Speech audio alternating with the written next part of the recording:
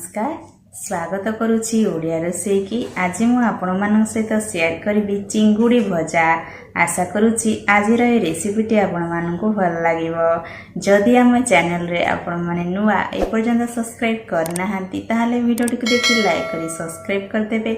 Subscribe कला परे bell icon को प्रेस करी ऑल बटन रे क्लिक कर देबे। मु जे नुआ वीडियो आपण मान सहित शेयर करबी आपण माने फास्ट देखि परिबे। तो चलंतु स्टार्ट करिबा आज रही रेसिपी। चिंगुड़ी भजा प्रस्तुत करने ये चिंगुड़ी नहीं 250 ग्राम लुण हलदी गोलैकी रखीदे। एवं देदेबा सोरिष तेल तेल ये गरम है देदेबा गोटे पियाज पियाज को आम ये भाजी नवा आपणकर चिंगुड़ी क्वांटिटी देखिकी पियाज ऐड करेंगे। तापर अल्प टिके ये लुण देदेबा पियाजटा जल्दी सॉफ्ट होगापाई। एबे ये किछि समय पर पियाज भाजी हो जाइए आम देदेबा गोटे कटा होइथिबा टमाटो।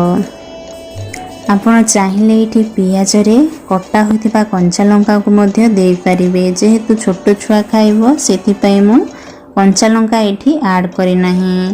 तापर ये देदेबा काश्मीर रेड चिली पाउडर टिके कलर आसीबा पई। एबे ये भलो भाबरे ये कसी नबा। तापर आम ये दबा चिंगुड़ी को। चिंगुड़ी आपन चाहिए अदा रसुण छेचिकी आगरू रखिपारे लुण हलदी गोलैकी 2 ରୁ 3 मिनट कुक कर नबा। एबे ये खोला 2 ରୁ 3 मिनट कुक कर सारा पर देदेबा 1/4 टीस्पून गरम मसला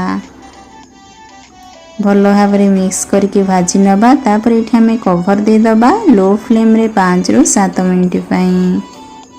एबे ये 7 मिनट समय होगला पर कवर बाहर कर देखु। एबे ये आमर चिंगुड़ी भजा रेडी हो जाइए। एबे ये आम गैस फ्लेम ऑफ करदबा।